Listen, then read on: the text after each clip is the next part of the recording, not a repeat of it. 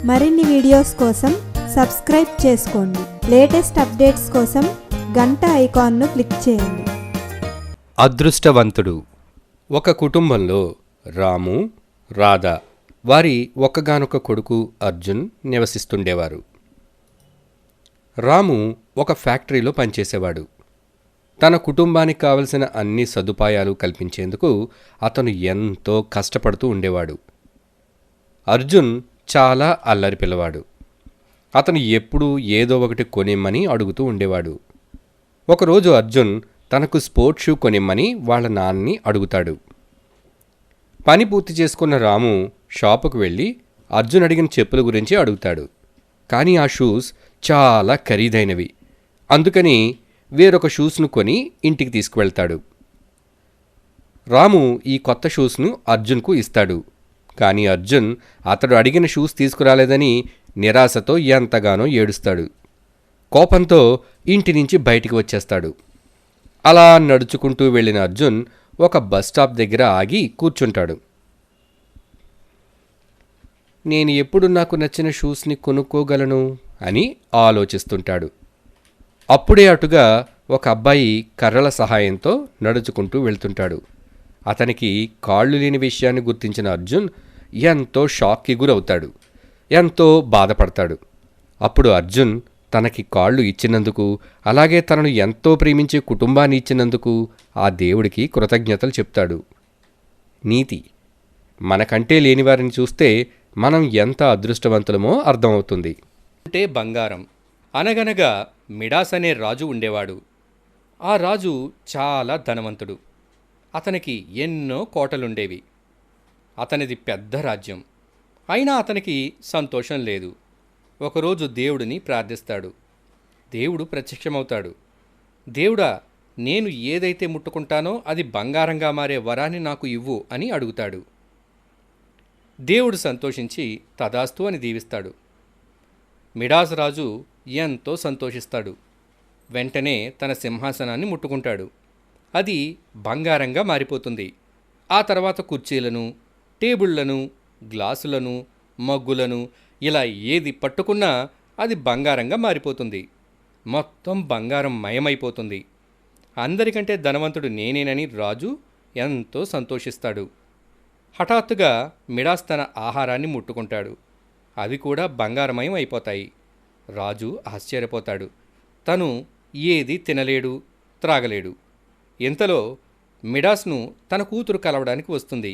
అతను తన కూతురి భుజాల మీద చేయి వేస్తాడు. వెంటనే ఆమె కూడా బంగారమయం అయిపోతుంది. నాకు ఎలాంటి బంగారం వద్దు, నా కూతురే నాకు కావాలి. దేవుడా, నీవిచ్చిన వరాన్ని నువ్వే తీసుకో అని ప్రార్థిస్తాడు. దేవుడు ప్రత్యక్షమై, ఇదిగో మాయాద్రవం, దీన్ని తీసుకో. దీన్ని చలితే బంగారమయమైన వస్తువులన్నీ మళ్ళీ యథావిధంగా వచ్చేస్తాయని అంటాడు. సంతోషంతో రాజు ఆ ద్రవాన్ని తీసుకుని తన కూతురి మీద, వస్తువుల మీద చల్లుతాడు. అన్నీ యథావిధిగా రావటంతో తన కూతురు తనకు దక్కిందని రాజు ఎంతో సంతోషిస్తాడు.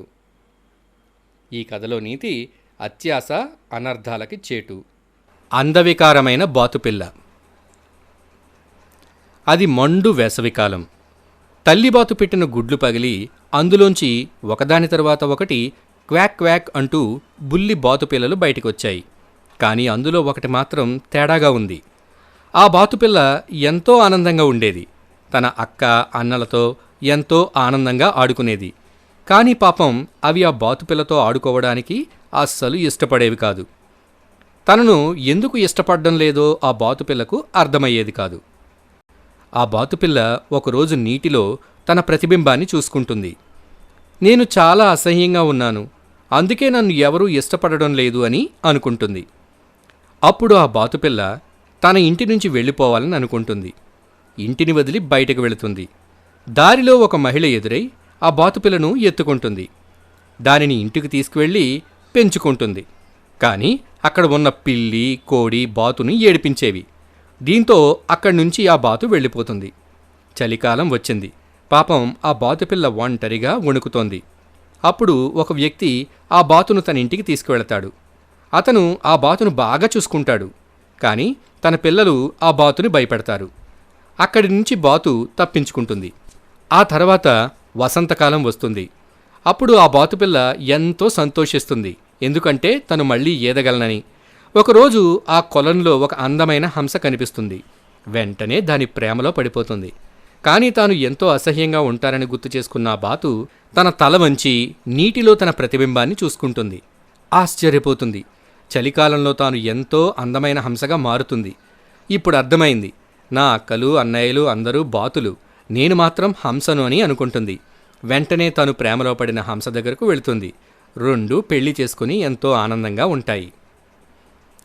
ఆత్మన్యూనతాభావం వదిలి ఆత్మవిశ్వాసంతో ముందడుగు వేయాలి.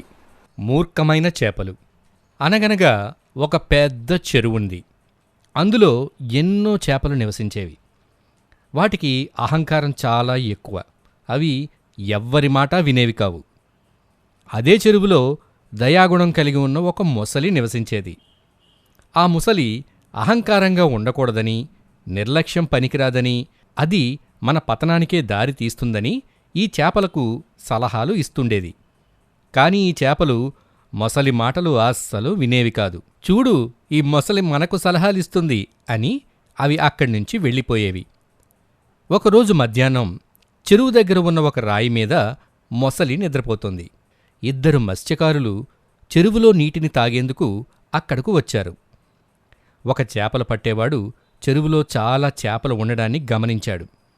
రెండో వాడితో ఇలా అన్నాడు, ఈ చెరువులో చాలా చేపలున్నాయి, మనం రేపు మన వలతో ఇక్కడికొచ్చి చేపలు పట్టేద్దాం అని అన్నాడు. ఎంత ఆశ్చర్యం, ఇలాంటి స్థలాన్ని మనం ఎంతవరకు చూడలేదే అని మరొక మత్స్యకారుడు అన్నాడు. మత్స్యకారుల మాటలన్నింటినీ మొసలి వింటుంది. అది వెంటనే చెరువులో ఉన్న చేపల దగ్గరకు వెళ్తుంది. మీరు ఈ చెరువు నుండి వెంటనే వెళ్ళిపోండి, ఆ ఇద్దరు మత్స్యకారులు మిమ్మల్ని పట్టేందుకు రేపు ఉదయమే వస్తారంట అంటూ మొసలి చేపలతో చెబుతుంది. అప్పుడు చేపలు నవ్వుతూ అంటాయి, చాలామంది చేపలు పట్టేవాళ్లు మమ్మల్ని పట్టుకుందామని ప్రయత్నించారు, కానీ విఫలమయ్యారు. ఈ ఇద్దరు మమ్మల్ని పట్టేస్తారా? మా గురించి నువ్వు చింతించాల్సిన పని లేదు మొసలి అని చేపలు అంటాయి. మరుసటి రోజు ఉదయం మత్స్యకారులు వలను తీసుకుని చెరువు దగ్గరకు వస్తారు. వలను చెరువులో వేస్తారు. ఆ వల చాలా పెద్దది కావడంతో వలలో అన్ని చేపలు పడిపోతాయి. మొసలి చెప్పిన మాటలు వింటే బాగుండని అప్పుడు చేపలు గ్రహిస్తాయి. మొసలి మనల్ని కాపాడే ప్రయత్నం చేసింది, కానీ మన లెక్కలేనితనం, అతి ధైర్యం వల్లే మనకు ఈ గతి పట్టింది అని చేపలు బాధపడతాయి. ఆ మత్స్యకారులు ఆ చేపలన్నింటినీ సంతకు తీసుకువెళ్ళి మంచి ధరకు అమ్ముకుంటారు. నీతి: మన అహంకారం, అతిధైర్యం, నిర్లక్ష్యం మన పతనానికి కారణమవుతాయి. నక్క మరియు పక్షి. అనగనగా ఒక నక్క మరియు ఒక పక్షి మంచి స్నేహితులుగా ఉండేవి. ఒకరోజు నక్క పక్షిని భోజనానికి ఇంటికి ఆహ్వానిస్తుంది. పక్షి నక్క ఇంటికి వచ్చేసరికి లంచ్ రెడీగా ఉంటుంది. టేబుల్ మీద 2 ప్లేట్ల నిండా సూపు ఉంటుంది. నక్క వెంటనే సూపును ఎంతో వేగంగా తాగేస్తుంది. కానీ పాపం ఆ పక్షి తన ముక్కు పెద్దగా ఉండడం వలన, ప్లేటు ఫ్లాట్గా ఉండడం వలన సూపును తాగలేకపోతుంది. అప్పుడు నక్క అంటుంది, నువ్వెందుకు సూప్ తాగడం లేదు? నేను చేసిన సూప్ నచ్చలేదా అని అడుగుతుంది. అప్పుడు పక్షి అంటుంది, సూపు బాగుంది, కానీ నాకే ఆకలి లేదు అని చెప్పి ఎంతో కోపంతో ఆ పక్షి అక్కడి నుండి వెళ్ళిపోతుంది. కొన్ని రోజుల తర్వాత ఆ పక్షి నక్కను ఇంటికి భోజనానికి పిలుస్తుంది. నక్క ఇంటికి వచ్చేసరికి డిన్నర్ రెడీగా ఉంటుంది. టేబుల్ మీద 2 జగ్గుల నిండా సూప్ ఉంటుంది. అప్పుడు పక్షి సూపును చకచకా తాగేస్తుంది. పాపం నక్కే ఏమీ తాగదు. అప్పుడు పక్షి అంటుంది, నువ్వెందుకు సూప్ తాగటం లేదు? నా సూప్ నీకు నచ్చలేదా అని అడుగుతుంది. అప్పుడు నక్క కోపంతో అంటుంది, నేను ఈ పొడివాటి జగ్గులో నా మూతిని పెట్టి సూపును ఎలా తాగాలనుకుంటున్నావు అంటుంది. అప్పుడు నక్కకు తాను కొన్ని రోజుల ముందు పక్షితో చేసింది గుర్తొస్తుంది. ఇద్దరూ ఒకరికొకరు క్షమాపణలు చెప్పుకుంటూ మళ్ళీ స్నేహితులవుతారు. నీతి: మన తోటి వారిని మనతో పాటు సమానంగా ట్రీట్ చేయాలి. ఫ్రెండ్స్, ఈ స్టోరీ మీకు నచ్చిందా? అయితే లైక్ చేయండి, ఇంకా మా ఛానల్ను సబ్స్క్రైబ్ చేసుకోండి. అలాగే ఈ వీడియోని మీ ఫ్రెండ్స్కి షేర్ చేయడం మర్చిపోకండి. ఓకే, బాయ్, మళ్ళీ కలుద్దాం.